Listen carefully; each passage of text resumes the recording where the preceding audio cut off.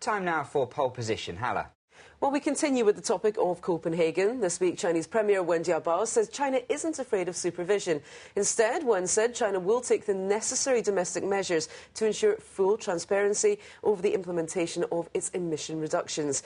And he added there would be a monitoring and verification regime inside China, which is legally binding within China. The US has said that if developing countries want to receive cash support, China and India would have to provide full transparency. Website oneshow.com asked Chinese internet users if China should accept monitoring from developed countries.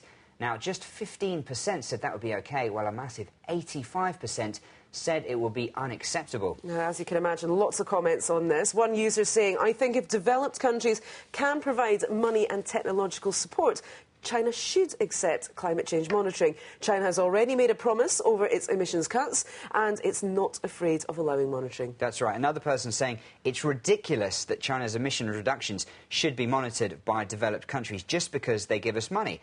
This person saying their target is even less than China's target. Them giving money to developing countries is just compensating them for their proposed emission cuts, but developing countries are doing what they should be doing. Absolutely. Someone speaking in China's defence, no one is saying China can't accept climate change monitoring, but the problem is who will monitor China?